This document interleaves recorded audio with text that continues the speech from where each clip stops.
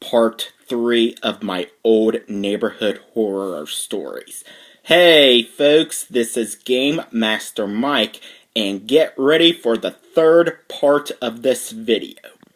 Now, right down the street when I was a kid back at my old house, there was an old farmhouse where a World War I veteran used to live until he passed away. And so the old farmhouse remained vacant until these people moved in. The man looked like a deadbeat dad, and he was also a gangster, while his girlfriend with his 2 young children is a drug dealer. So we had a gangster and a drug dealer from town moved into that old farmhouse right down the street. As a matter of fact, I did see his house going on. There was also some crazy ass shit going on in that old farmhouse. You know, 2 rowdy kids. One was a little girl. I'm guessing the boyfriend. I'm guessing the boy did something to that girl and is always upset and always screaming constantly. Well, I remember waiting at the bus stop with this boy. Apparently, Worm Boy was good friends with this gangster, and he doesn't give a shit about me. I remember the police always comes to that old farmhouse. As a matter of fact, those years, the police constantly come for some apparent reason. Well, that time I remember when I was in the 7th grade going on the school bus, and then this boy who refused to go to school, and the mom dragged him onto the school bus. I remember he got his ass spanked several times. Remember, he refused to get on the school bus, and when the bus driver closed the door, he got out of his seat, tried to jump out the bus door, and hit his head.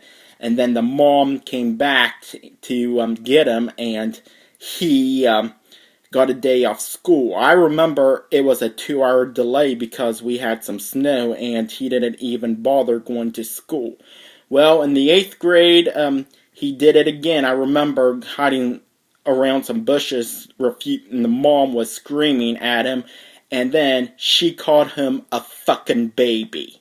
And then he told him that he was going to take away all his stuff, including his PlayStation and Game Boy. Oh my God. And then I remember him throwing rocks at a lot of things, even his mother and his sister. And the mom was screaming bloody murder to him. That was some crazy things going on. And I remember, believe it was my sophomore year of high school. After the 8th grade, I've never rode on the bus with him again. Remember my sophomore year of high school, a gang war broke out, and we thought for sure that fireworks was let out. But no, that was not fireworks. That was gunshots coming to that farmhouse. And there was like 3 cars and 3 men there, I'm guessing with their rifles shooting at each other. And we found out that it was a gang war. I was scared to death. I pretty much hid in my room. We all did. And every police in town showed up to the farmhouse. As a matter of fact, we were interviewed by a cop there. Oh my God, that was so frightening.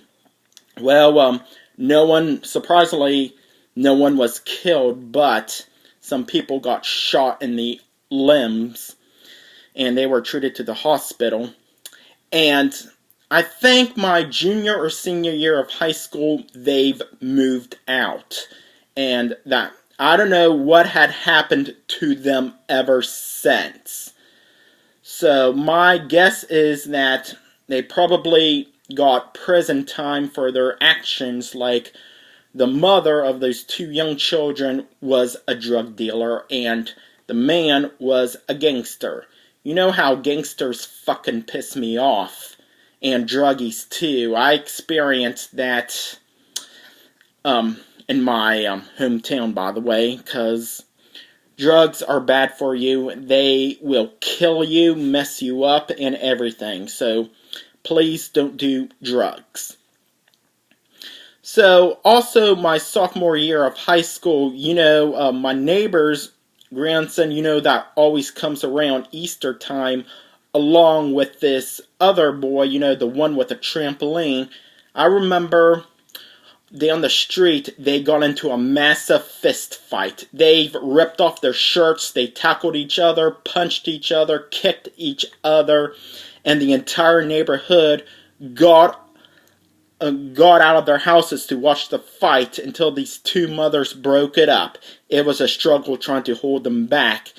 And about minutes later, this mother with that boy with the trampoline came to the house with the neighbor's grandson that always comes around Easter, knocked on the door and said that he owes my son an apology. And the mother told him he's not apologizing worth fucking shit. And so the fight broke out against the two mothers. They were slapping each other, grabbing each other's hair. It was a huge cat fight. That was a lot similar to a cat fight which I saw on my senior year of high school in the classroom of my math class.